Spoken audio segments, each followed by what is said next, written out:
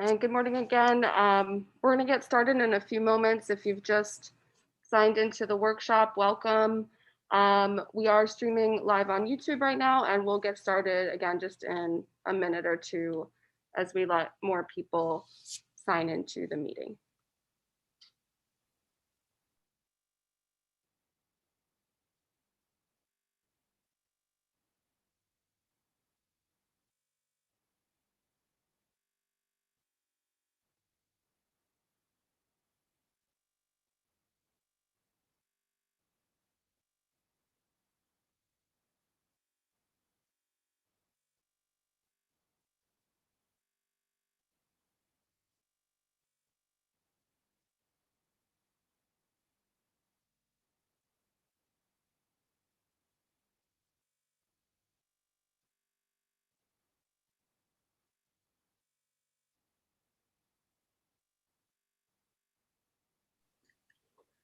Again, good morning. We're going to get started very soon, so just bear with us. We are streaming this on YouTube right now if anyone is watching from there, but we're going to give it just one more minute.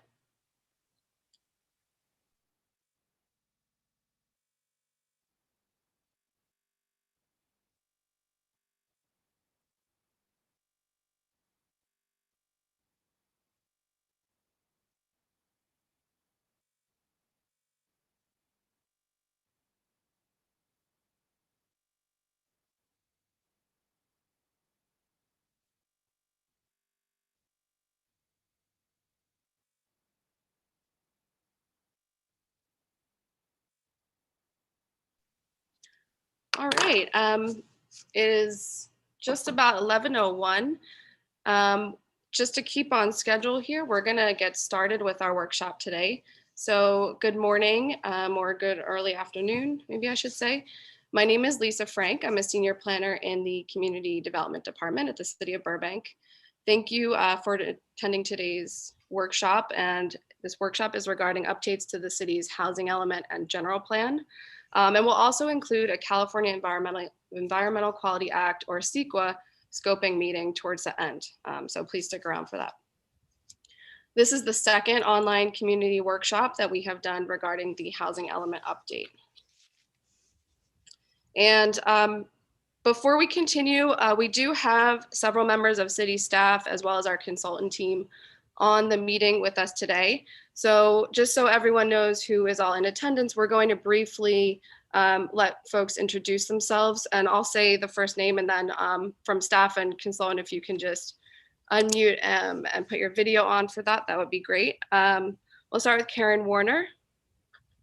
Thank you, Lisa. Karen Warner with Karen Warner Associates. I am the lead consultant in the housing element update. Thanks, Karen. And then John. Hi, I'm John Oshima. I'm on the Karen Warner Associate team working on the housing element. Thanks, John. Lexi. Hello, everyone. My name is Lexi Journey, Senior Planner with Rincon Consultants.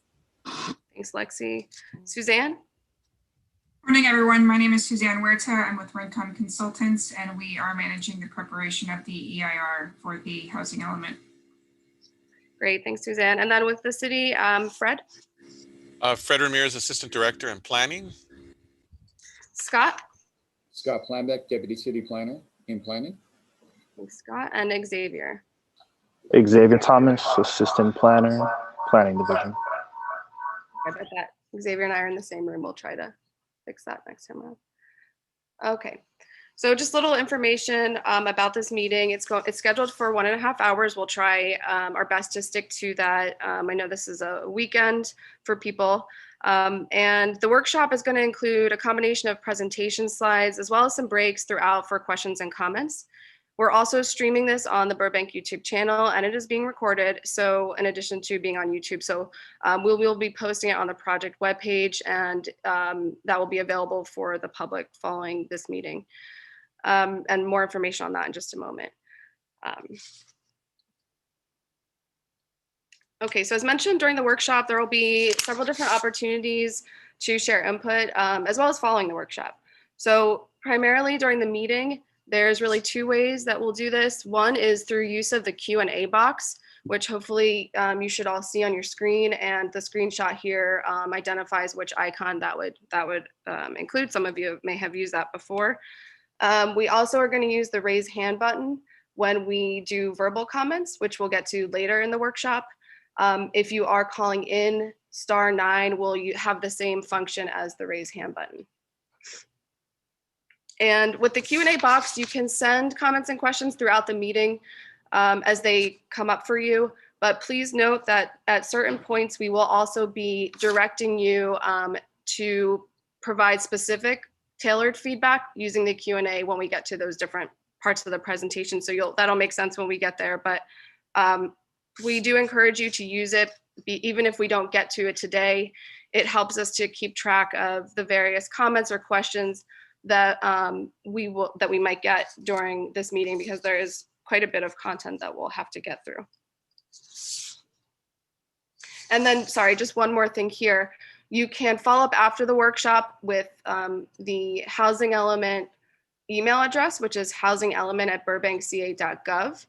You can also please visit the project webpage for more background information, documents, and to stay updated on what we post there regarding this project, and that is www.burbankhousingelement.com. You can also call us at 818-238-5250. Again, my name is Lisa and I'm the project lead, so if you call, probably best to ask for me, and if I don't get to you that day, I'll give you a call back. So just again, some background information. You're going to hear some terms and acronyms probably a lot throughout the meeting. So just to give a little bit of background on those before we start, people may be familiar with them, some people may not. So just to hopefully help give some background with that. The first one is HCD, and that is the Department of Housing and Community Development. They are the primary state department that has authority over the housing element review and compliance. SCAG is the Southern California Association of Governments. They are a regional planning agency and council of governments that encompasses counties of Los Angeles, Riverside, Orange, San Bernardino, and Ventura, which represents 191 cities in this Southern California region. RHNA is the Regional Housing Needs Assessment, and this is a key component of the housing element. I'm going to save this for that part of the presentation. You'll be hearing a lot about the RHNA, but for now, RHNA or RHNA is one you'll hear a lot. EIR is the Environmental Impact Report.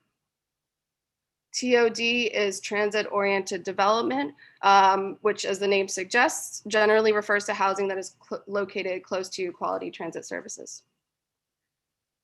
The general plan is a state-required policy document that provides guidance in shaping the future physical growth and development of the city, while specific plans are long-range planning documents that guide future development within smaller defined areas of the city and typically go into more detail than a general plan for that city. Two specific plans that you'll hear reference to today in particular are the Downtown Burbank TOD specific plan and the Golden State specific plan. The city is currently working on specific plans for both of these efforts concurrent with this housing element, and some of you in attendance may be familiar with that, but if you're not, please do get involved in those as well. And then lastly, the term affordable housing will be used quite a bit, and so in this context, mostly what we mean by that is that housing is housing that costs no more than 30% of household incomes. The thresholds for what would constitute different income levels are updated annually from federal and state income definitions that are specified based on things like median income in an area and other factors like cost of living. The income levels are generally classified for these purposes as very low, low, moderate, and above moderate. Most of the time when we use this term, we're referring to housing units that are restricted by deed or covenant at rents or sale prices that would qualify as affordable to households that are considered very low, lower moderate income. Okay, so more about why we're here. The city is in the process, as noted, the process of making required updates to several elements of the general plan, and most notably the housing element. Some of you may have participated in the first workshop in October and might remember some of this background, but Burbank's general plan was adopted in 2013 and is called Burbank 2035. It includes state required chapters or elements such as housing, land use, mobility, safety, noise, and open space. And of all the elements, the housing element is pretty unique because state law requires this to be updated every 8 years, as you'll be hearing more about. And there are a whole host of requirements that the city must follow in making that required update. Through housing elements, cities are required to show that they're planning for the housing needs of all economic segments of the community. The city's current housing element covers the planning period of 2014 through 2021. So the required update is due soon for 2021 through 2029. And again, in the first workshop, we covered a lot of background on more of why it's important and some of the other critical requirements associated with that. But for now, just suffice it to say that the city, it is crucial that the city maintains a state certified housing element so that we can remain in compliance with state law. In addition, I just want to mention that beyond the housing element, several other state bills in recent years require us to make some updates to the safety element of our general plan to address climate adaptation planning, as well as to incorporate environmental justice goals and policies into the general plan. Please feel free again to visit the project webpage for more information about that or reach out to me following this meeting. We won't really be covering those much here today. Just a brief overview of the project schedule. The process really kicked off in July 2020 with a study session with the City Council. So you can see where the yellow is shown, that's about where we are now. We're about midway through there. The schedule is really driven by state law. Housing elements in the SCAG region are due for adoption by October 2021. In the months immediately following this workshop, the focus will be on completing the draft housing element document, as well as the other general plan updates I referenced, and undertaking the required environmental review. There will be a public review draft available, which will also be sent to HCD for a 60-day review by their department. Final adoption hearings with the planning board and council would take place starting around August through October rather. And just briefly, this kind of expands on some of the points in the schedule to highlight some of the community outreach opportunities that have taken place so far. In August 2020, we had some stakeholder workshops, followed by the first community workshop in October. And then a community survey was available during September through December, and we received 226 responses to that survey. We also held 2 study sessions, one with the City Council in July, and then more recently with the planning board in January. Summaries of the input that we've received so far, as well as meeting recording, are on the project webpage, which is shown again below, www.burbankhousingelement.com. And with that, I'm going to turn it over to Karen, who will get us started on the rest of the presentation. Thank you, Lisa. Welcome, everyone. I want to start out with a little bit of context for the housing element in Burbank. So in 2017, the city prepared an affordable housing strategy. And the key finding of this is that the city has continued to add jobs and has not kept pace with adding housing. And as a result, the city faces a pretty severe jobs housing imbalance. So if you look at the chart, you can see Burbank has 2.93 jobs for every housing unit. And that's higher than even Silicon Valley cities like Mountain View. So because of this, a couple years after that, the City Council, really was looking at what can we do to provide more housing for our workforce. And they established a goal to produce 12,000 new housing units within the next 15 years, so 2035. So both the strategy and this council goal feed directly into this housing element update, both through the identification of sites for additional housing production and through the development of programs to address the housing needs. And those are really the 2 topics of this, this workshop today, are sites and programs. Next slide. The RHNA really represents the centerpiece of the housing element update. So every 8 years, the state of California generates housing growth projections which then trickle down to the regional planning agency, which in our case is SCAG. And then SCAG develops a methodology to distribute those housing growth figures to all of its communities. The number that was given to SCAG by the state was 1.3 million housing units, which is more than 3 times what it was the past housing cycle. So as a result, all jurisdictions received significant higher RHNAs this cycle than previously.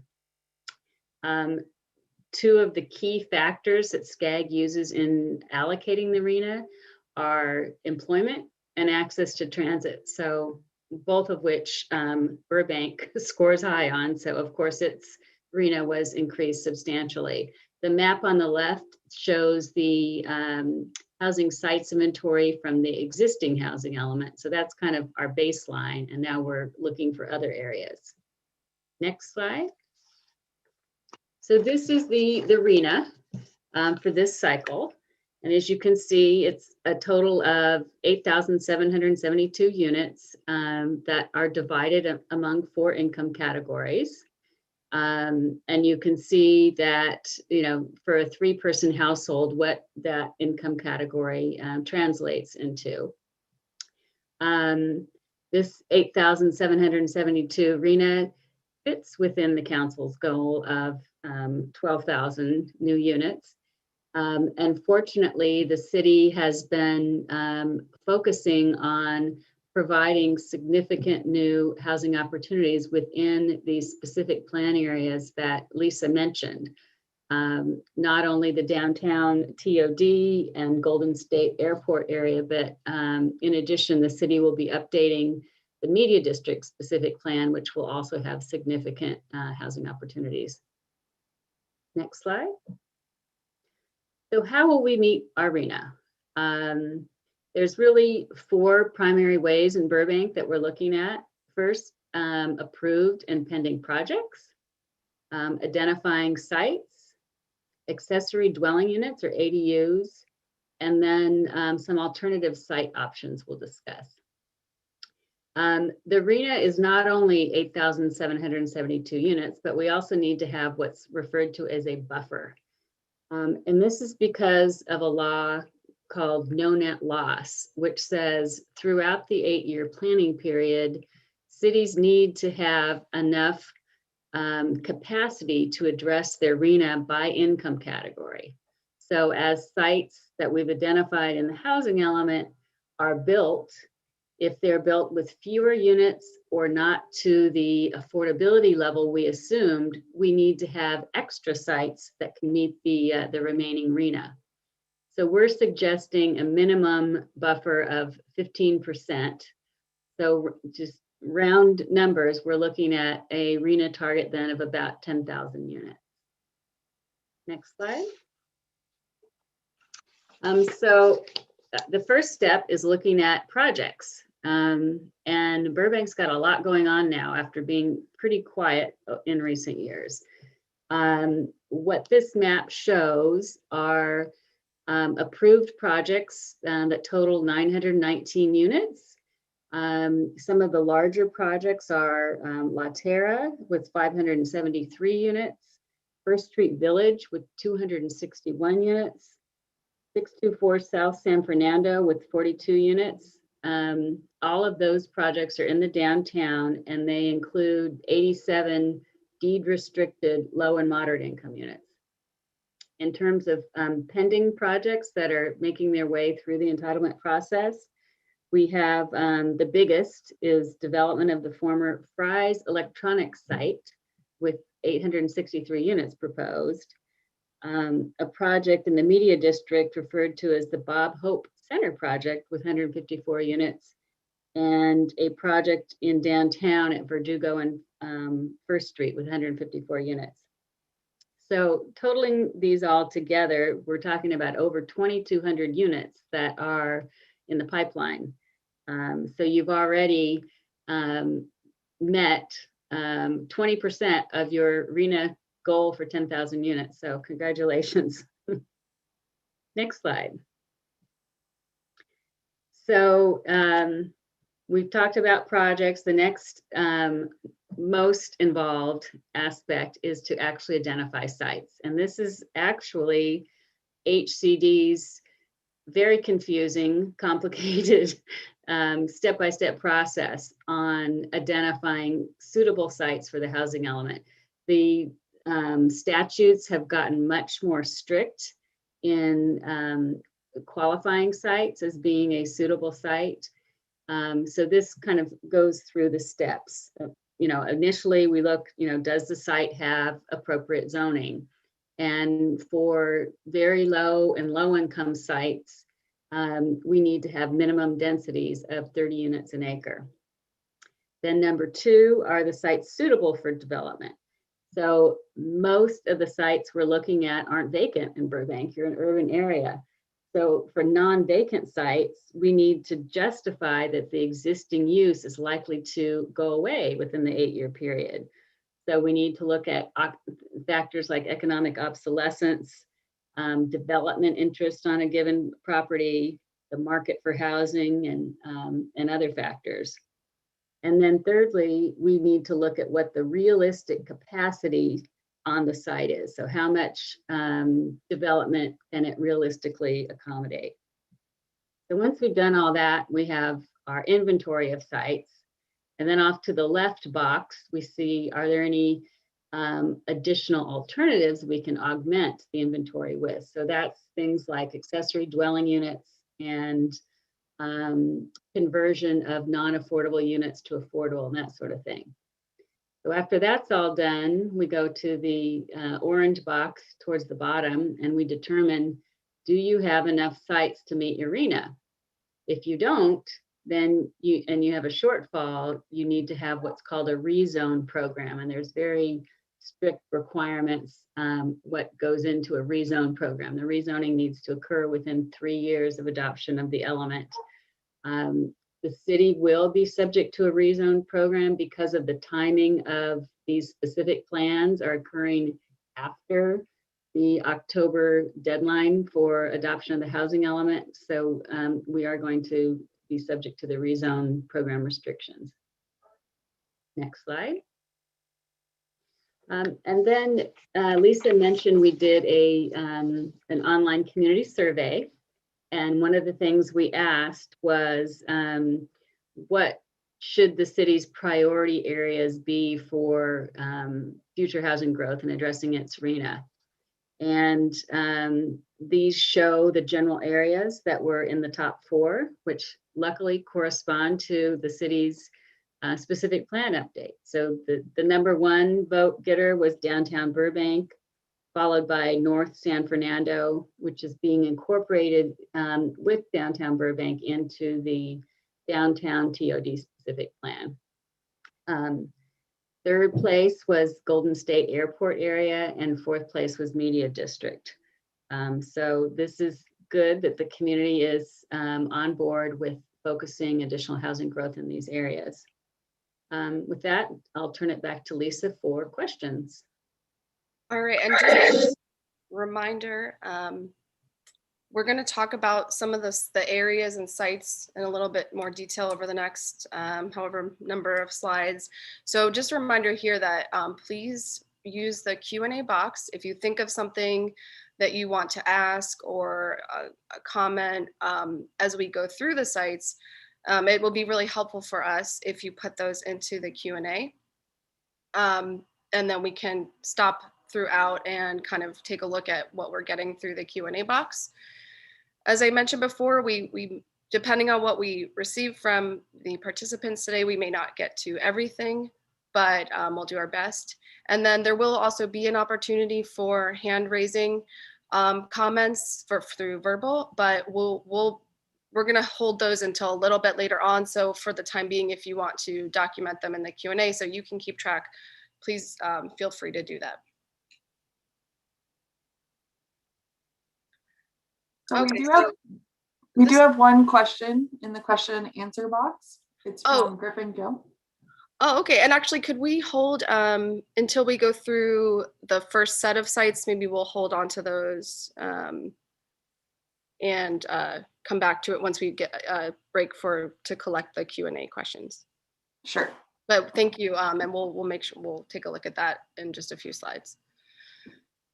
So for downtown Burbank, this slide is just to give an overview of what we're referring to when we say downtown Burbank.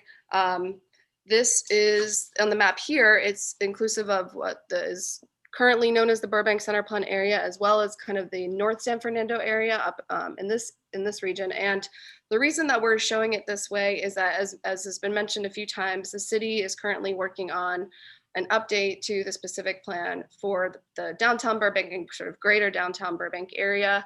That's the downtown Burbank TOD.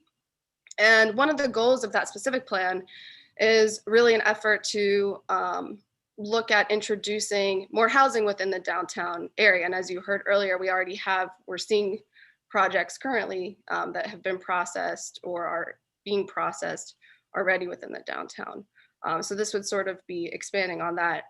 And some of the kind of potential locations that are being looked at in a preliminary fashion through the specific plan and then to incorporate for the sites inventory are shown on the map here. And I'm going to highlight a few of them in just a moment. But in terms of why generally these sites, which wouldn't preclude others from being incorporated as well, but generally these are being considered because of a combination of factors, some of which Karen already alluded to, but potential interest from developers or the owners, ownership of properties, and where there's several parcels owned by the same under common ownership that helps facilitate redevelopment. If the existing uses aren't performing economically, sometimes that can be an indicator that a site might be ready for or suitable for redevelopment. Particularly since these are by and large not vacant sites. Or as you'll see in one of the slides, might be owned by the city. So let's continue on here. The first area that we wanted to kind of zoom in on is the North San Fernando commercial area. So what you're seeing are 3 potential sites that are within close proximity to one another along North San Fernando Boulevard. The first being Carl's Jr. up in the corner here. And we have some photos on the side, so you can just see that for a little more context of what we're referring to. And then also the Kmart and Ralph's properties. And you can see just from these aerials, there's quite a bit of surface parking on these properties collectively. And all told, this encompasses about 10.7 acres worth of land.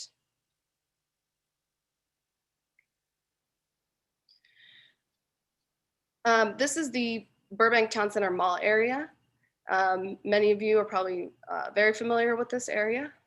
This is our mall in the downtown, as well as the former IKEA property up here, and some of the adjacent mall properties. So this is an area that the city is envisioning could facilitate housing opportunities. And as some folks might be aware, there was previously, though on hold for now, interest in redeveloping the former IKEA site. And so this is kind of reflective of that,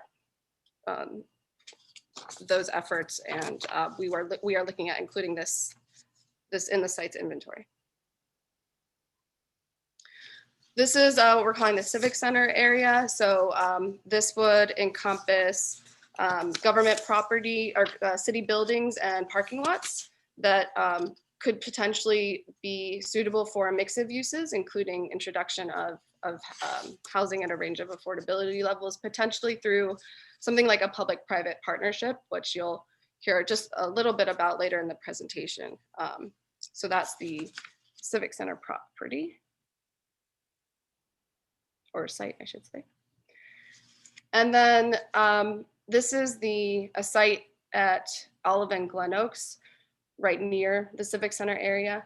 And this has been identified as well as being potentially a site that could facilitate housing opportunities. And you can kind of see in the aerial, there's surface parking, some kind of one to 2 story office commercial buildings.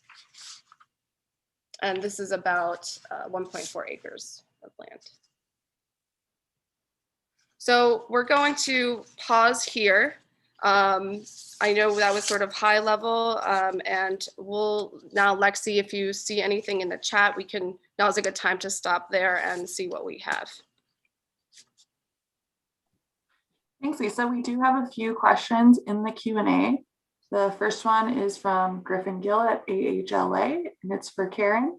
It says, I hear that Rincon is targeting 10,000 units by 2029 to accommodate a 15% buffer versus the 8.7 thousand RHNA requirement. Can you speak to how that might impact the city council goal of 12,000 units by 2019? Sure. And the council goal, when they adopted it in 2019, was a 15-year goal. So it was a longer time horizon. So that's about 2035. And their goal was 12,000 units. The RHNA, we're talking 10,000 units through 2029. Burbank needs as much housing as it can get. You know, as we talked about in the beginning, the jobs housing imbalance is significant, and the city continues to get, you know, major employers coming to town. So whether it's 10,000 or 12,000, I think these specific plans will go a long way to helping, I don't think they'll ever be totally balanced here, but to help improve the imbalance of workforce housing. Thanks, Karen. We do have another comment. It says, good morning, my name is Fernando Roldan, and my concern as a disability advocate, how much of the apartments are wheelchair accessible and can rent be lowered? Thank you. That's a great comment.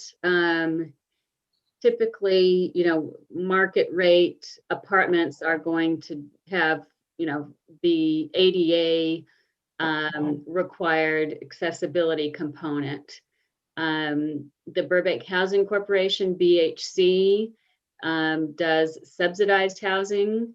If they access funds for supportive housing, there's a greater likelihood that they would be wheelchair accessible. And also the city's inclusionary ordinance currently provides incentives for providing accessible housing. Then we have one more question right now from Tamala Takashi. Can you review the process for how the properties like the old IKEA and Kmart buildings can become housing? They've been sitting empty for many years now and owned by private landowners.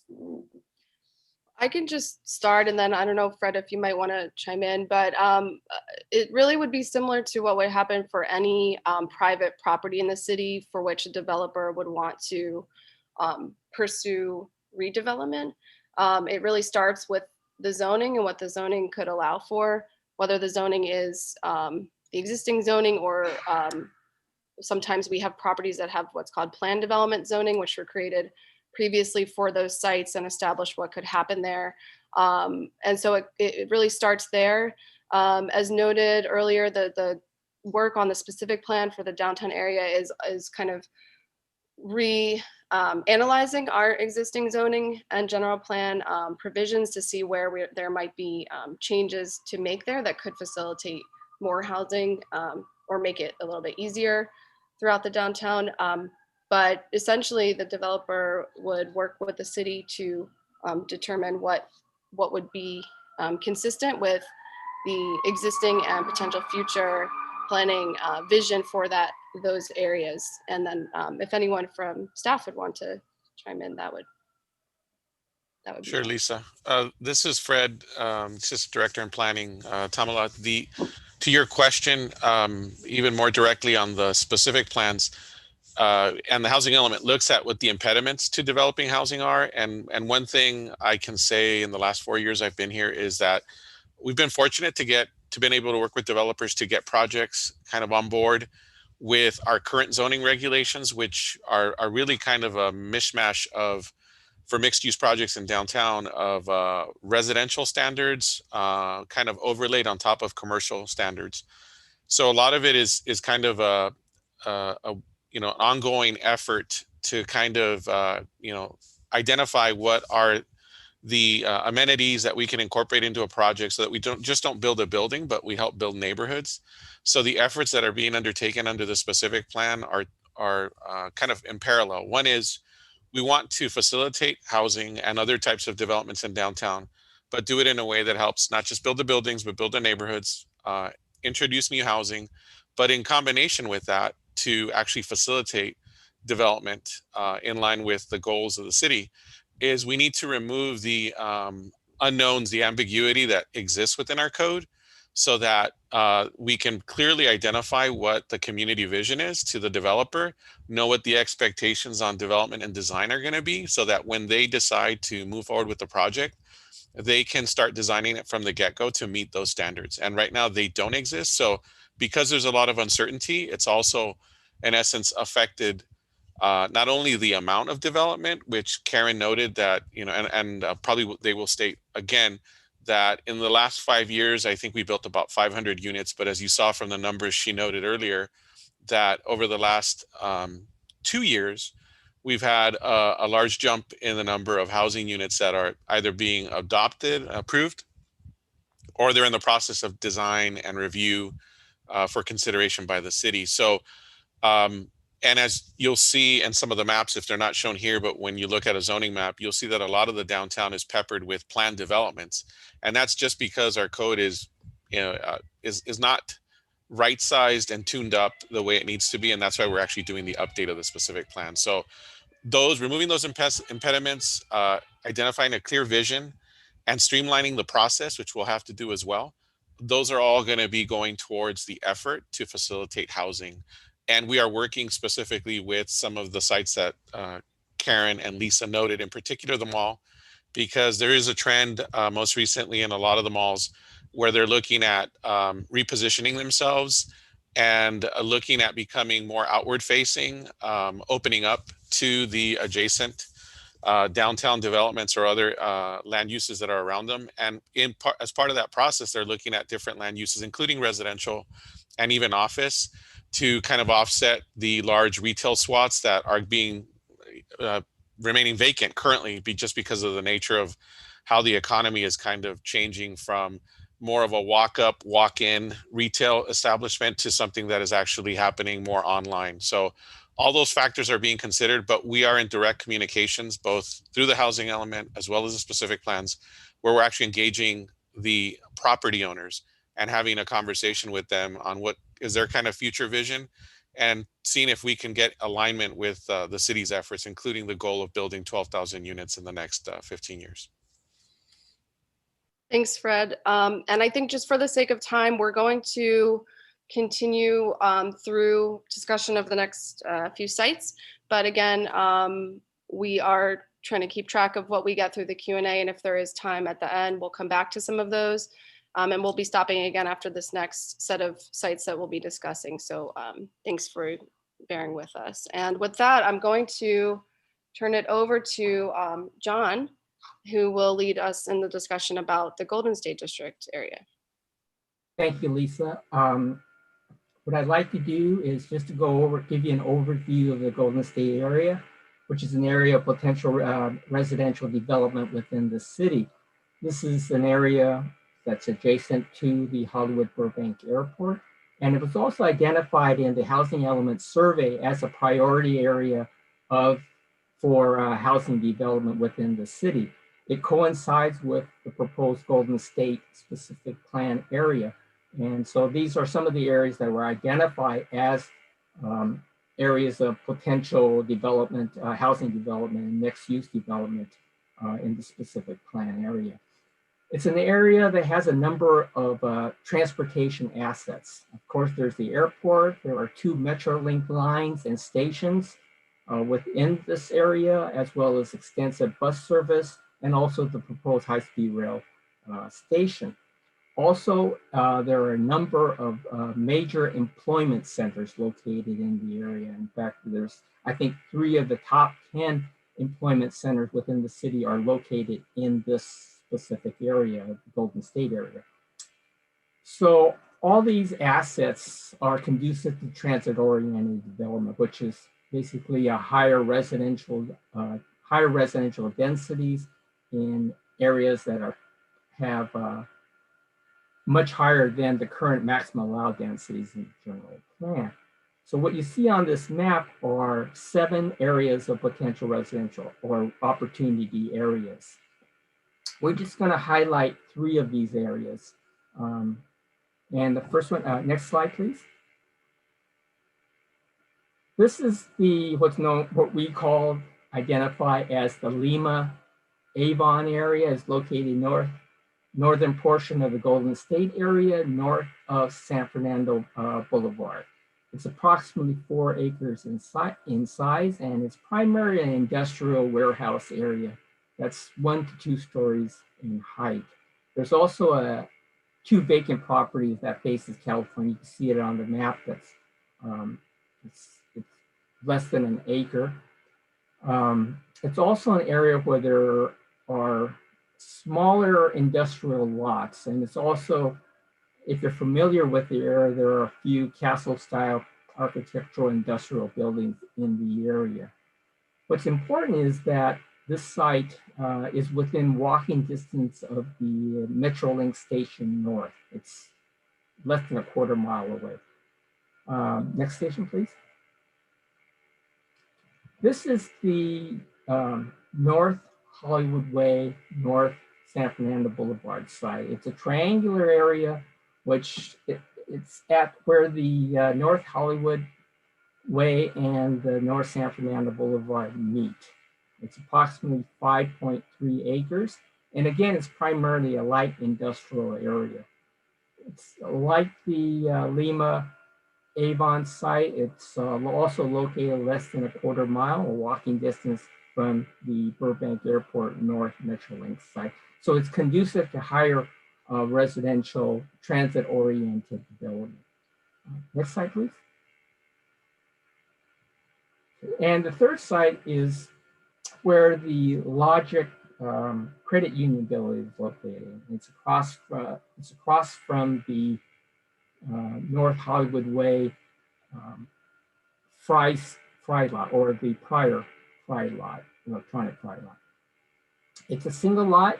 It's about 4.5 acres in size. And as you can see, much of the lot is used for parking. It's a single lot. And here, this site is, again, less than a quarter mile from the Burbank Airport South Metrolink site on Empire Boulevard. So with that, if there's any questions, if we can respond to them. Thank you, John. We're going to turn back to the Q&A. Lexi, if there's anything that we received specifically about the Golden State District sites, if there are none for that area, maybe we can revisit some of the comments that we didn't get to yet from before. Thanks, Lisa. We don't have any specific to that site, but we have a few left over from the last Q&A break. One that I think you both spoke to before, but still wanted to read it. It says, are there any plans for de-incentivizing policies for these landowners to keep their buildings from city empty? Yeah, I can start off. I think it kind of goes back to what Fred was really elaborating on, but I think one of the things it starts with is looking at how we can make redevelopment with housing more appealing by creating clear, objective standards and really using the specific plan updates as an opportunity to create those standards based on community expectations and input, so that we collectively as a community know that we're being clear with what the city is looking at for any given site, and that also the developer is clear, and therefore they can know what to expect if they were to consider moving forward with something. So I think that would go a long way to helping facilitate development of some of those underutilized sites, or perhaps, as is the case with some of them, vacant or just what's the word? Where the current use is not operating. Sorry, the word's not coming to me. And of course, there's density bonus law. So in exchange for including affordable units, there's density and other incentives that are available to projects. Yes, thanks for. And then there was another follow-up question to the discussion earlier. How are those codes updated and streamlined / clarified? Is that an internal process or council policy / direction? Lisa, do you want to chime in, or I can chime in if you want? Sure, Fred, you can. Okay. Lisa would probably say it better than me, but nonetheless, I think to the point that Lisa brought up is, as the community helps develop the specific plans that are being updated currently, that has to go through a process of vetting both with the community, then it goes to the planning board, then eventually it makes its way to council. So they are basically policy decisions that are ultimately voted on, considered and voted on by council. And then if the specific plans are adopted, then that in essence is the plan. And then it's to staff's responsibility, as well as working with the developer, to work that plan and actually facilitate development in alignment with the goals that will be in those individual specific plans, which, by the way, are required by state law to be consistent with our general plan. So it's all kind of tied together, that we implement the community goals and the vision, and that's reflected, or should be reflected, in the updated specific plans and the objective standards that Lisa alluded to earlier. Thanks, Fred. And Lexi, let's do one more before we continue on. Sure, we do have one question specific to the Golden State site. This is for this site, Golden State. There's a clear opportunity area for housing, but there are some concerns. Can you speak to one, traffic mitigation, especially being close to the airport and it being a major artery for getting into the city from the freeway? And two, access for some of these sites to get to transit as direct walking or biking to get to transportation, even driving there.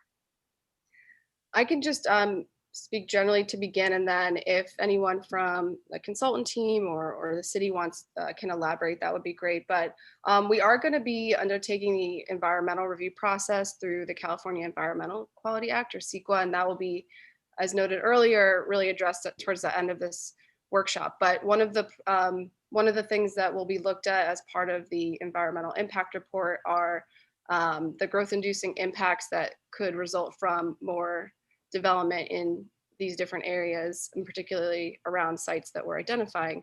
And transportation impacts are one of the things that would be looked at through that. So that's something that I think we're still kind of have to work through and kind of look at as part of this process. But the points are duly noted. And if anybody wants to add, please feel free. Lisa, I can add just a little bit. In the Golden State area, we, as Lisa mentioned, we are studying ways to get people in and out of the district as part of the update of the specific plan. So we're looking at alternative transit within the area. We're looking at improving pedestrian access in the area. We're looking at improving bicycle access in the area as well.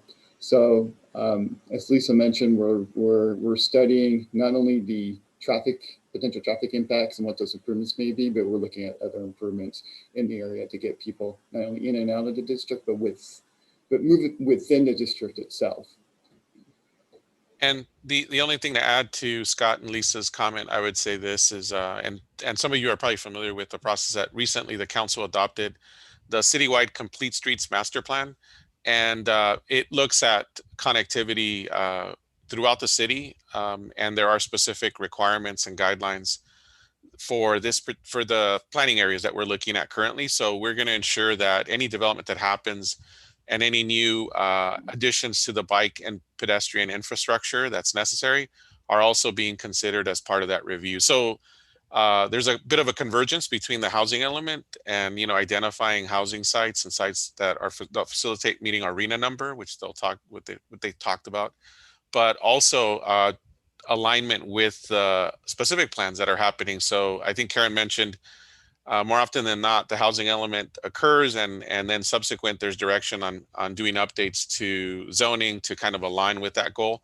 We're somewhat fortunate, but at the same time, a bit of a convergence that's happening. Both our housing element update is occurring at the same time that two specific plans efforts for major portions of the city are being undertaken at the same time. So there's some economy of scale, I'd call it, when we're evaluating these issues that you guys have noted with the updates to the specific plan. So it is forefront in our consideration as far as accessibility and maintaining the free flow of the different modes of transportation, including vehicular. So it's on our minds and duly noted, as you all have mentioned, that it's something we have to look at through this process. And maybe just one more thing to add. I will say also on a project specific basis, when especially larger developments do go through the review process, there are often improvements that come along with that. And for example, that could include, because the comment referenced pedestrian and sort of the quality being, you might have a train station close to you, but how pleasant is it to take that walk? But as part of the larger development projects in particular, there's often significant sidewalk and kind of adjacent right-of-way improvements that could come to fruition as a part of those efforts. Larger sidewalks, for example, more street trees, things that make it a little bit more pleasant. And so although that's not, that wouldn't cover the entire specific plan area, for example, over time, that does kind of help to facilitate that as well. And then, yeah, one of recent examples with the Avion project that some of you might be familiar with near the airport, major bike and pedestrian improvements are associated with that project that help connect with those Metrolink stations, 2 of which are within the Golden State area, as I think John alluded to earlier. So just wanted to add that.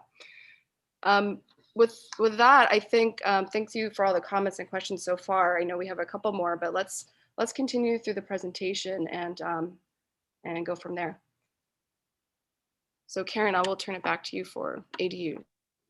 Sure. Okay, so we've gone through 2 of the 4 ways we're going to meet Burbank's RHNA: the projects, the sites, and now we come to ADUs, which are very, very popular in Burbank. In case anyone's not familiar with what an ADU is, it's a small backyard unit on a single family parcel that can either be, standalone, or it can be attached to the main unit. In Burbank, the vast majority of ADUs are converted garages. The trends in terms of the number of ADUs that the city's been getting every year suggests that perhaps 125 ADUs per year could be anticipated over the 8-year planning period, with the addition of incentives such as reduced fees, developing off-the-shelf site plans. One of the new requirements in the housing element actually is to have a package of incentives to facilitate ADUs. So that will be part of our programs. SCAG has conducted an analysis of ADU rents. They've determined that 15% of ADUs are considered to be rent-free, so offered for family members or people employed in the household. And overall, 70% of ADUs in the Los Angeles area are affordable to lower and moderate income households. So when we project forward our 125 ADUs per year, we can credit 70% of those towards lower and moderate income. Next slide. This is a map of all the ADUs that the city has approved over the past several years. And you can see that, there's a really good distribution in the neighborhoods throughout the community. Next slide. Okay, now our 4th option in meeting the RHNA is alternative site options. And this is kind of a special thing that is not used very frequently at all, which allows cities to count up to 25% of their lower income RHNA needs from existing units. So it can be through acquiring and rehabilitating market rate units and then deed restricting as affordable housing. It can be through converting motels into permanent housing. And the city's nonprofit, Burbank Housing Corporation, this is what they do. They actively acquire and rehabilitate older housing in focus areas of the city. So we are going to be working with them to see if we can project forward the number of units that they might be doing in the first, we just have the first 3 years of the housing element cycle to do this. They've also previously looked at acquiring a motel and converting. So this will be hopefully another piece of the city's RHNA puzzle. Next slide. Housing programs. So we've been talking all about sites and RHNA, but the other really important part of the element is programs. And we look at kind of a comprehensive package of programs to meet the city's goals. And I'm not going to go into all the city's housing goals, but the city might have a goal to maintain and improve its housing stock. And so programs that implement that goal would be, you know, a housing rehabilitation program, a code enforcement program, and what have you. Each program has to have specific objective, many times quantified objective, and then the city has to report on that every year. Has to have a specific funding source and a specific time frame for implementation. Next slide. So in our housing survey, we asked about programs, some of which are existing, some of which are, you know, potential. And I just wanted to highlight some of the ones that were most popular among the survey respondents. So we asked about various programs to stabilize neighborhoods. And respondents agreed with acquisition and rehabilitation of apartments with affordability controls. And as I mentioned, this is one way to get RHNA credit, and this is what BHC is actively involved in. First-time homebuyer assistance and local preference for Burbank residents and employees in housing. Next slide. And we asked about programs for producing housing, increased density near transit, which is very much what we're talking about in these specific plans, commercial linkage fees for affordable housing. So this is a way of generating funds to support affordable housing production, and then providing housing on surplus public land. Next slide. Affordable housing by design. So this is kind of a term meaning that by nature of certain housing types, because they're smaller, for example, they're going to be less costly. So this is not subsidized affordable housing. This is just by the nature of the housing type. So incentives for accessory dwelling units, providing for tiny homes and micro units, and motel conversions were popular. And then lastly, removing constraints to housing. This is a lot of what Fred was talking about, which is streamlining and expediting the housing development approval process, reducing fees, and modifying residential and mixed use development standards. Next slide. So then with that as input, we have looked at various new program ideas that we just wanted to share a few of these with you. The city's existing housing element has 19 programs. One of the first things that we were charged in doing in the update is evaluating the effectiveness of those. So many of the existing programs will remain, but will have modifications so they're more effective. So that's kind of what we start with. But beyond that, these specific plan areas, you're probably getting tired of hearing about this, but it's a very big deal.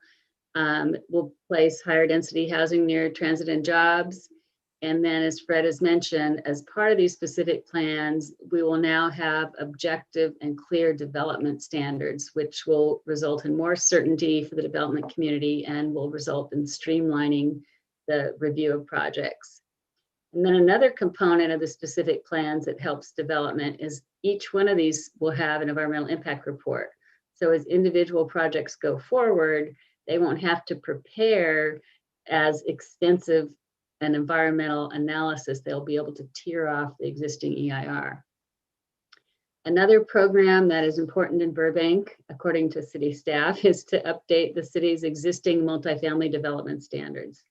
They haven't been updated in a long time, and they really need an overhaul to make them to make development more feasible. So that's one of the programs. And then providing zoning to facilitate a variety of housing types. So the city, you can do a lot of this now in the city, micro units and live work units, but you have to go through a plan development process. Well, that's an extra hoop. So looking at ways to make these uses easier to provide, because these are uses that, again, tend to be more affordable by design. Next slide. The city is in the midst of updating its inclusionary housing ordinance, which is, an ordinance that requires a certain percentage of affordable units be provided within projects above a certain size. And in conjunction with that, it's updating its density bonus ordinance. So the two of those will work hand in hand to both require and then provide incentives for incorporating affordable units within market rate projects. We've, based on actually the input from our first workshop, we've really been, tossing around the idea of employer assisted housing, because the city has, major employers and major workforce housing needs. So we've been looking at different examples of this.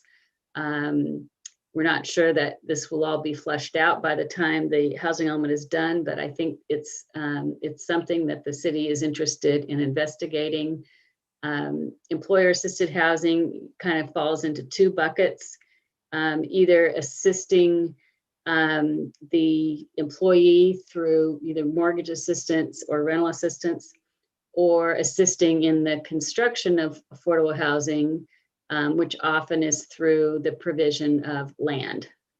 So employers that have, large parking areas or other areas that are underutilized could potentially provide land for housing. Another thing that we've been talking about is the idea of a development impact fee for affordable housing to address the increased demand that new commercial development has on housing. The city of Glendale recently adopted an affordable housing impact fee, and so this is something the city is also considering.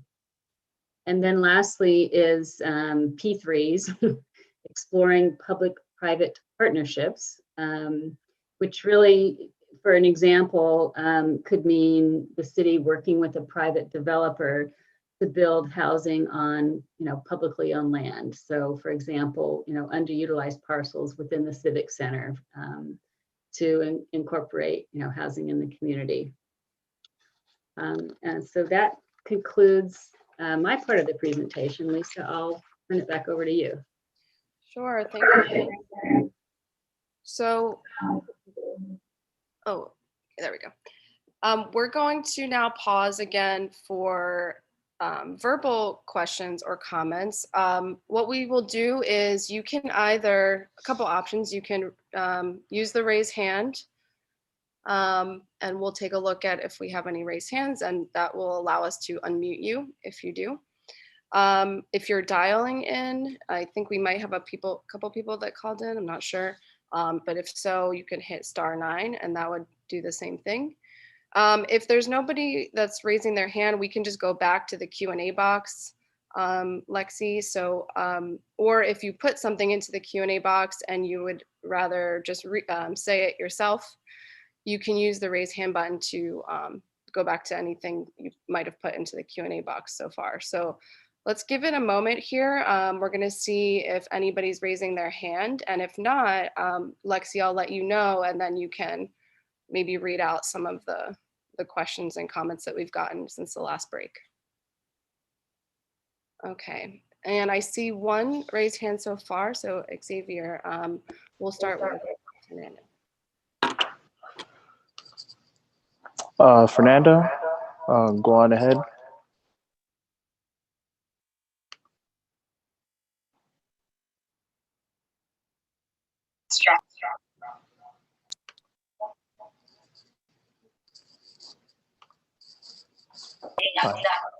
Yes, I'll make this quick. I'm sorry about that. I'm mentioning some Q&As basically about wheelchair accessibility and also on new programs for affordable housing. It should be wheelchair accessible. That's it. Example that I've been giving. So let's say we are. Hey, sorry there, Fernando. I think there might be something playing in your background. Would you be able to try again? Or you can send the question into the chat, the Q&A. So sorry about that.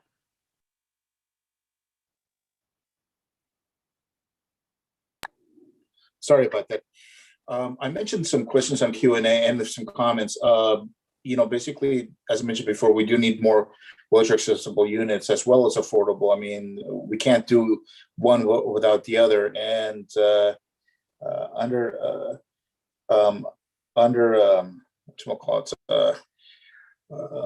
one of the comments, I said that one of the new programs not only should include affordable, but of course, wheelchair accessible. And of course, I mentioned about the ADUs, the smaller houses that property owners have. I mean, make sure that some of them do have wheelchair accessibility. That's my comment right there. Thank you. Thank you for that comment. Xavier, you can take a look at the list. Let's go to Griffin. Please go on ahead and ask your question.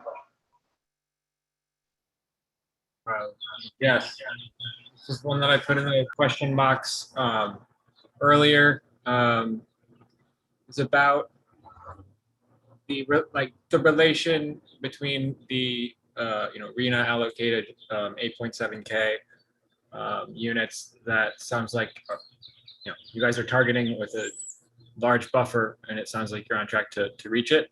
I was just wondering, based on the city plan's established goal for 2035 to reach 12K units, it seems to me as though that there might be a way that RHNA might tie in this 8.7K unit goal might tie in or affect somehow that 12K unit goal, maybe push that up somehow. And so the question, I suppose, are there ways to, and are there plans in place to potentially revise the city plan, the city plan's goal for 2035 in terms of housing units based on this whole housing element process, or is that not in scope? Thanks, Griffin. I can start, and then anyone from the team can feel free to add. It's a good point, and I think where we're at right now, just a couple thoughts. We're talking about really long time frames, 8 years, 15 years. We can't predict, of course, everything that's going to happen. So I think where we are today, we see the RHNA allocation for the city as being generally consistent with the city council housing goal. They are slightly different time frames. And so when we get to the 7th cycle RHNA, I suppose we will need to really take a look at what's transpired over those 8 years for the 6th cycle, and I guess take that as it comes. But as it stands right now, I would say we think that these are pretty consistent goals, and so we don't see that as being an issue at this time. But of course, again, we will need to revisit on an ongoing basis what the city's goals are as time progresses. Just COVID being a prime example, we don't know what might happen that could impact what the city focuses on, or what the city's goals are with respect to housing, or what impact things kind of beyond the sphere of Burbank might influence that. So it's a little bit hard to know exactly, I think, right now, but we definitely want to plan to meet our RHNA and then some, because we don't know exactly what will happen during the 8 years as far as which sites ultimately get developed. So we're sort of, this is our best effort to set the table for the housing to occur. And I don't know if anybody wants to add, feel free. Otherwise we can go. I was just going to add that, and I know you and Karen are more well-versed at this than me, but annually, on an annual basis, we do also provide a general plan and a housing element annual progress report to the state. So not only do we, are we going through the effort to update our housing element now, and that happens every 8 years. So there's another housing element update within the period leading up to 2035.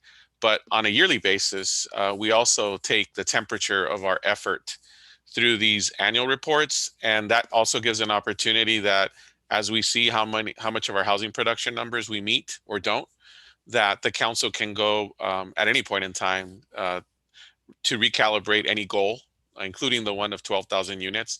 But to Lisa's point, I think, even before the RHNA number came out, council took a very aspirational goal to try to reduce our jobs to housing imbalance and to maintain the long-term sustainability, both of the community itself by focusing on not just building buildings but building neighborhoods, but to also support the businesses that have helped the city kind of be sustainable financially over the long term. So it's a collaborative effort with residents, with council, and as you see, part of the concerted effort now is to also engage a lot of the businesses that have been good neighbors in the city and actually have them more involved with solutions to address our housing goals. So it's a ongoing vigilance, ongoing monitoring, and ongoing adjustment that will be overseen by the council, the residents, and then staff will hopefully assist through that process to implement those goals as they're adjusted over time.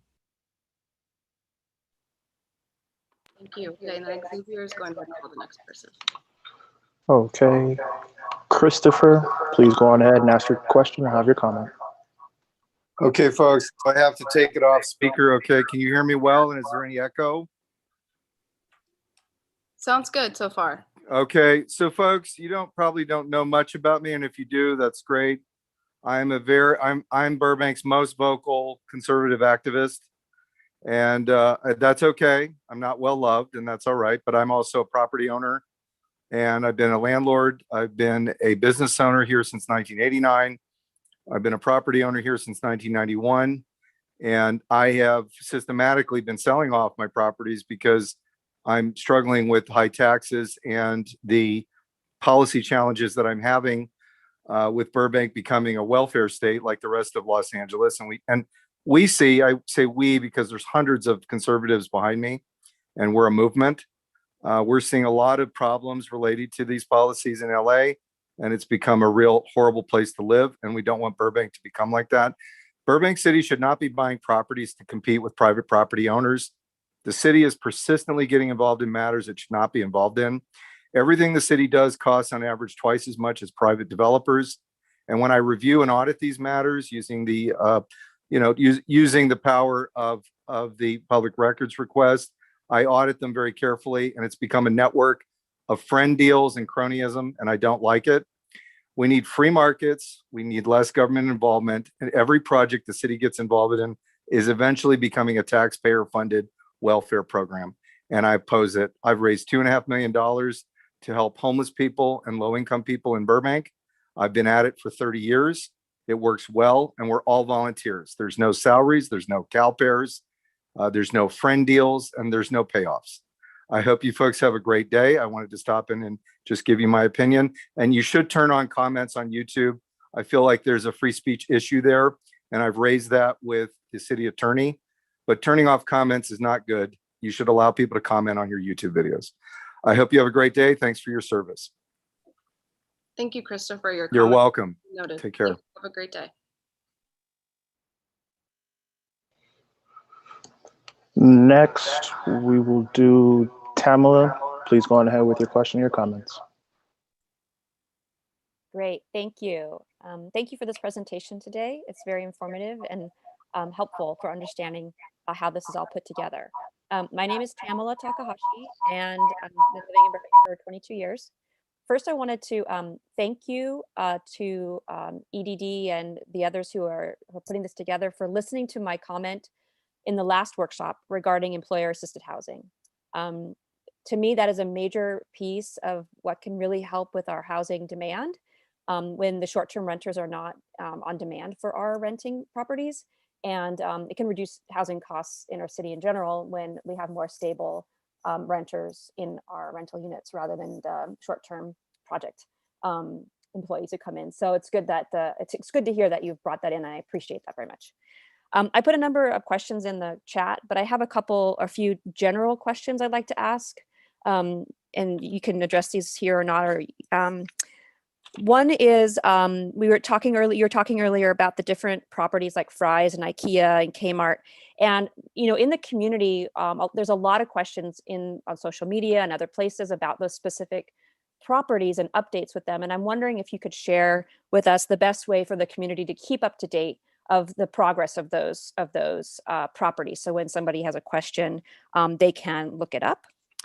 Another question I have, or it's kind of a sort of a comment, is that with the mixed use developments, which I think are, as we've been talking about in the past, many years, that they are pretty much part of the future of any city that's including housing as mixed use development. One of the concerns about mixed use developments is the amenities. And the reason why the amenities are a concern is because when you have a lot of amenities in a housing unit, it drives up the price significantly. And so if you have inclusionary housing and lots of amenities on a property, you end up with very high housing costs with a mix of much lower housing costs, and then that middle is missing. So I'm wondering if you could speak to how, other than ADUs, which are a good way to get the middle housing cost housing into the city, how can we include the middle cost housing as well as the higher end? So I think that amenities are good for some locations, but having amenities in every single mixed use building drives up the costs. And my last question for you is regarding rezoning. And I think that's also another really major element to housing improvements and making sure that we can get more housing into our city. And the two rezoning questions I have are around how to rezone industrial and how to rezone commercial. And can you kind of just walk through the process of how that will work? Thank you very much. Sure. Thank you, Tamala, for your questions. I'm going to do my best to try to answer at least most of those, and then I'll open it up to staff or the team to chime in as well. And then we'll proceed on, I think, to the rest of the presentation just to make sure we are leaving ourselves enough time. But I think your first question was regarding what's the best way for the community to be in the know about what might be happening on any particular site where there might be a development proposal. There's a couple of things I would say to that. Once we have a project actively submitted to the city, we are, especially during COVID, adding pending projects to our webpage, particularly when a public notice actually goes out. It's a little bit hard before that point because oftentimes we're still working with the developer or the project applicant to make sure that what they've submitted, just on a first blush, actually complies with the zoning and development standards of the city, so that before we're sending out a public notice, it's something that we know generally complies. So we wouldn't want to put that on our website if we are still reviewing it and making sure that it's kind of past that preliminary stage. But I would say the website, and then also we do send out e-notify email blasts for any upcoming hearings or community meetings that are associated with proposed development. And we would always invite folks who get those e-notifications, which you can sign up for on the Burbank website, to share it with others through your networks and your channels. Some of you might be familiar with the bright orange flyers that go out if you live within a certain proximity of a proposed project. So those are just some ways. And then once that happens, we have the project planner's contact information on the notice and on the property sign that goes up. So if you aren't seeing those things for a site, it doesn't mean there's nothing in process, and you can always inquire with staff. It's just that oftentimes that first review is really just vetting the project to make sure it complies generally with the standards before we proceed. And then to your second question about kind of smaller scale housing that may not be mixed use or we may not want to ask for or be looking for the full range of amenities that you would see on larger projects. It's definitely a point well taken, and it's something that I think I'll just kind of tie back to one thing that Karen mentioned, which is looking at the city's multifamily development standards. So right now, they haven't been updated in quite some time. They can be kind of complicated. It can make development of those sites take longer than they should, or be a little bit more complicated than maybe they should. So we are looking at, as part of this, whether or not we get to it fully with the housing element, but generally we are trying to incorporate what's called the kind of missing middle that you referred to, regulations that could help make that a little bit easier. So it really does tie back to clear development standards and streamlined process in some case for projects that meet objective, clear standards. So we think that's really important too. And something that I just want to emphasize is that the sites that we identified today, they don't preclude us from receiving applications on those smaller, maybe multifamily sites, or preclude us from taking more actions through our programs moving forward to help facilitate that type of housing model as well. So I just wanted to make sure that we're clear that we by no means are saying that we would only look at those larger sites. So your point is very well taken. And we think that's important too. And then with I think the last question was regarding rezoning. That is something that's being looked at through the Golden State specific plan. I would invite maybe other staff that might want to chime in there. I'm a little bit less familiar with how that's working with the Golden State specific plan. But generally it's looking at maybe light industrial zone properties that are sort of very low scale and have not had a history of heavier industrial uses that might be appropriate to facilitate housing, whereas currently they're not allowed to per the zoning that's in place right now. Elisa, one thing I'll add, and Scott could probably talk in greater detail to Golden State. He's kind of been involved in that project for a longer period of time. But when it comes, I think Tamala asked the question as far as the amenities that are also incorporated into the project.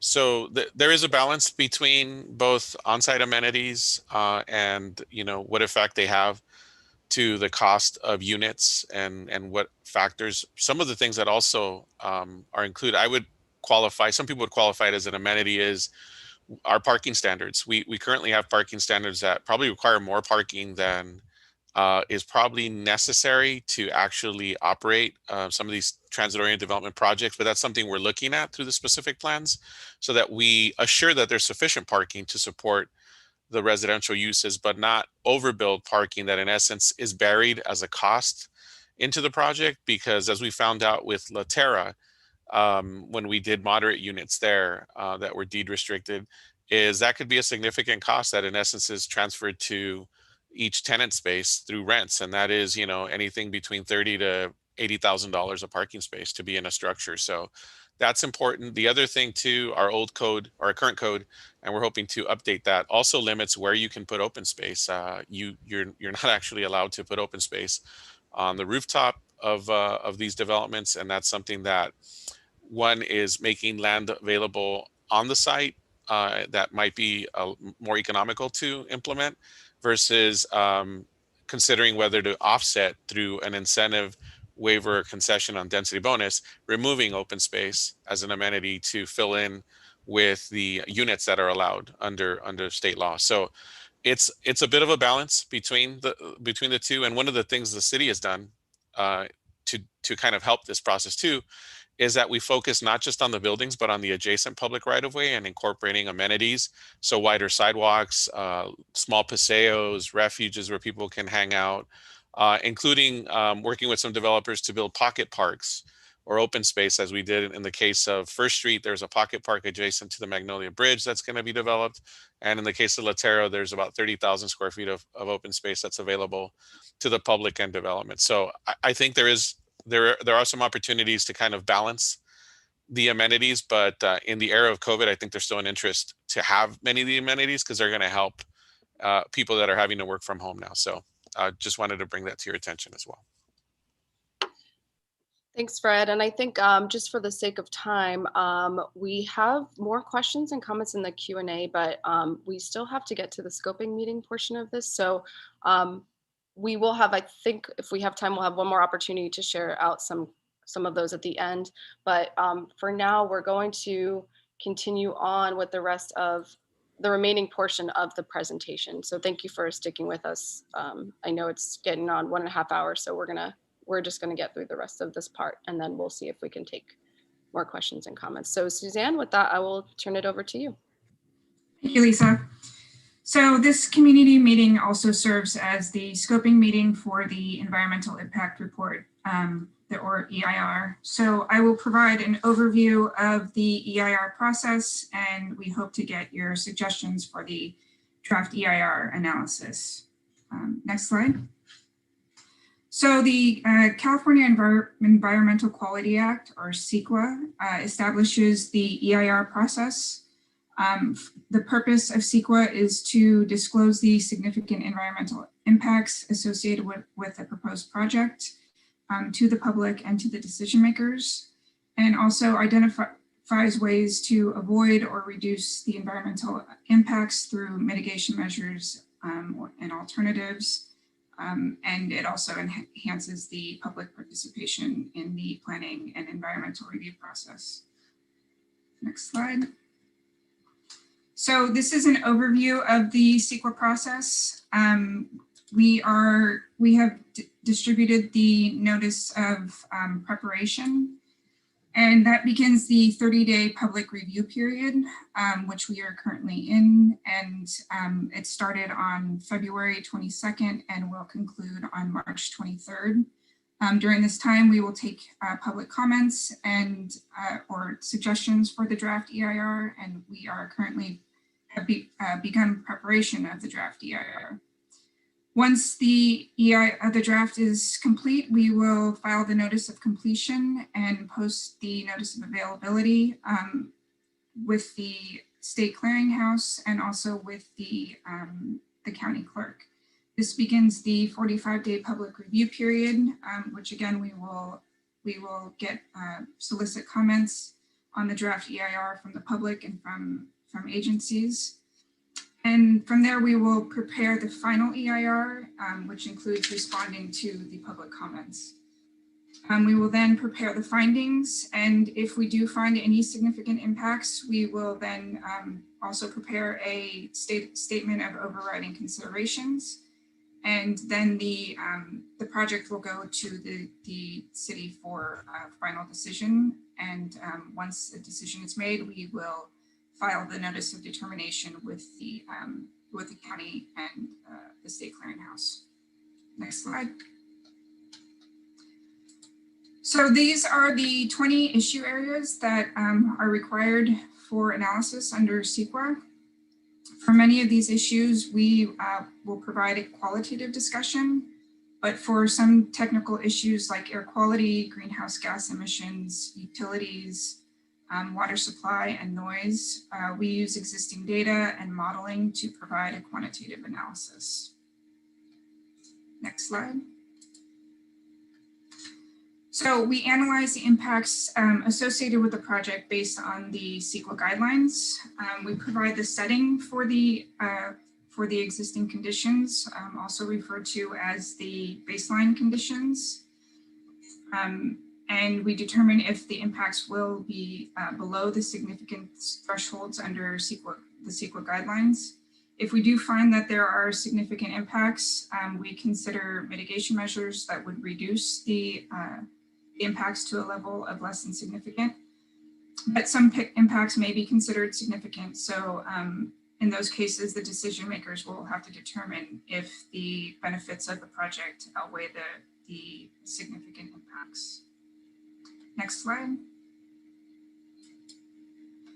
So we also have to look at cumulative impacts, which are the incremental impact of the project when added to other projects that are pending or anticipated in the reasonably foreseeable future. The individual impacts associated with the project may be minor, but they can be considered cumulatively significant when paired with other projects, which is why we are required to look at cumulative impacts. There's also growth-inducing impacts that will be discussed, and so we'll discuss the ways in which the housing element update and the other associated updates may foster growth in the city. We also have to look at alternatives, which are based on the potential impacts that are found through the EIR analysis. And so we are required to look at a reasonable range. We'll look at we'll analyze up to 3, which will include the no project alternative. And again, it will they'll be based on the findings of the draft EIR. So we will also consider any alternatives that may be suggested during this scoping period. Next slide. So this is the preliminary EIR schedule. We have, we are currently in the notice of preparation phase, and we anticipate that the draft EIR will be prepared through May, and then we anticipate getting it out for public review for in June for the 45-day review period that will end in sometime in July. We'll then respond to comments in July through August, and then we anticipate the final EIR being done around September. We anticipate that the public hearings will be go through July through September, and with the final decision on the project in October, and which we would then also file the notice of determination. Next slide. So for to be part of the public record, we encourage you to submit your comments in writing to Lisa, either by mail, and her mailing address is here, and also we'll accept by email. As I mentioned, the comment period ends March 23rd. So then we encourage you to send in your comments. Thank you, Suzanne. And what we're going to do now is, I know we're running a little over our 1.5 hours. So for folks who are still on, thank you for sticking with us. And understandable if you do need to sign off. Again, we've been recording this, so we'll have it available and you can send in comments after. But we do want to open it up one more time to comment on anything regarding the environmental scoping that you just heard about from Suzanne. And if we don't have anything for that, we will still maybe take a couple more questions. So we'll take a look. If anyone has anything specifically about the environmental that we should be thinking about or looking at, please use the raise hand for that. And if not, we're going to just quickly take a look at the chat box. So we'll just give it a moment.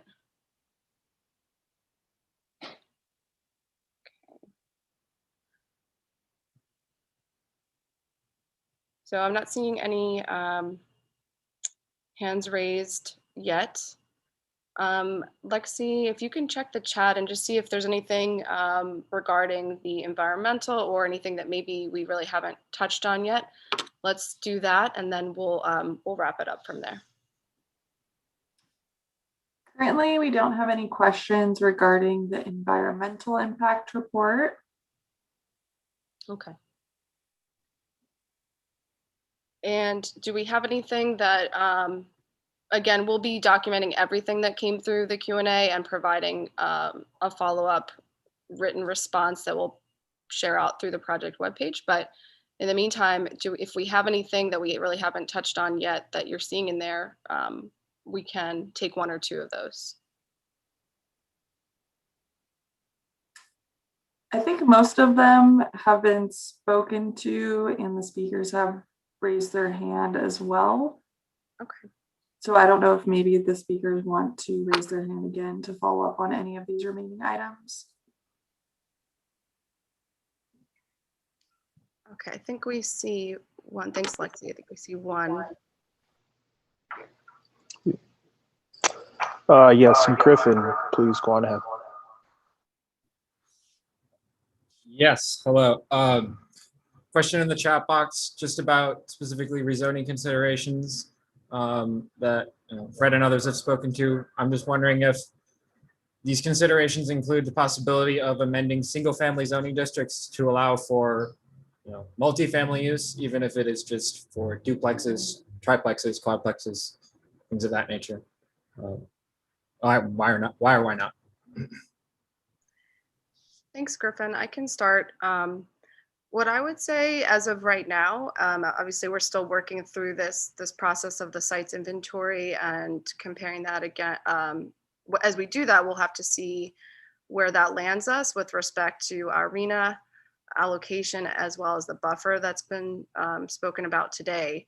We believe at this time that we can get to meet our housing goals by focusing efforts within our jobs and transit centers that have been looked at today, as well as potentially some of the smaller multifamily sites and ADUs collectively. So the goal really is, and this is consistent with the city council direction on our housing goals as well, to really focus housing where it could be facilitated at a larger scale around those sites. So at this time, we're not really looking at rezoning the residential areas, and this is also consistent with a goal to really preserve and protect the existing residential neighborhoods at a variety of scales, not just single family. So that's not being considered at this time. I think, again, we're still, as we develop the site inventory and its draft form and included in the public draft document for the housing element, we would definitely invite you to look at it and review and see kind of what we have proposed at that time. But yeah, I guess that's what I would say. I don't know if anyone wants to add anything. That bill has been reintroduced in this legislative cycle. So everyone across the state may be required to allow for additional units in their single family zone. So we will be watching that. Thanks, Karen. And Lexi, I think was there a question regarding industrial sites and environmental justice? And if so, could you read that one?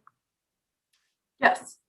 This one is also from Griffin. It says, the industrial sites, even if close to transit, can you speak to environmental justice in this context? Yeah, thanks, Griffin. I can speak broadly to it. And then again, as always, feel free anyone to add. We're trying to really put everything together. The combination of the various state regulations, as well as the city's own housing goals. And so through the environmental justice analysis that's being done, we do understand that the area near the airport is identified as potentially an environmental justice or disadvantaged community because really, well, for a variety of reasons, but largely because of the adjacency to potential nuisances like the freeway, the railroads, the airport, and the noise that could be generated from that, as well as the pollution burdens. So, and yet, through the housing element and other sort of provisions that are in place, we're also looking at providing and asked to provide housing in high resource neighborhoods. And Burbank's a little bit unique because we sort of have these things happening simultaneously in that there are those environmental concerns and yet still being within Burbank, they're also through other lens considered higher resource neighborhoods. So we, what I would say in terms of facilitating housing within those areas, it's something that for projects specifically, as they come through, and this is also, there's also goals and or policies in our general plan that speak to this, but making sure that specific projects appropriately respond to those potential environmental nuisances that might exist close to those projects. So whether that could include incorporating project design features that help buffer noise or pollution emissions or emissions from nearby freeways. So those have to be incorporated as project design features, and they have to be, so for specific projects, we have to be able to look at that. But I think on the whole big picture, we still see that general location as being appropriate to facilitate some of the new housing opportunities in the city.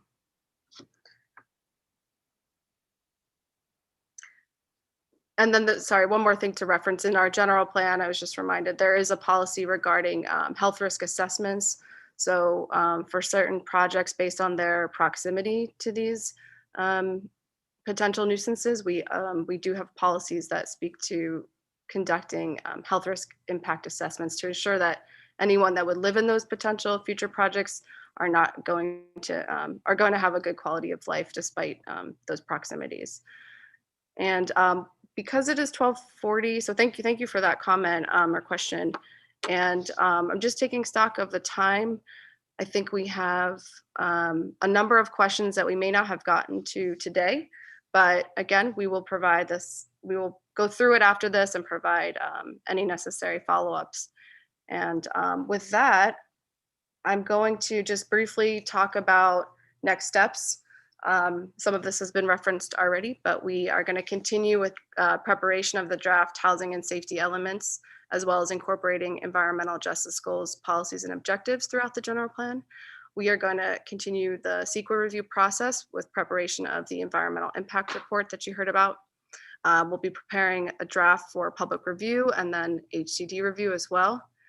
And this will all culminate in public hearings for adoption by October 2021, which is again the deadline for our housing element to HCD.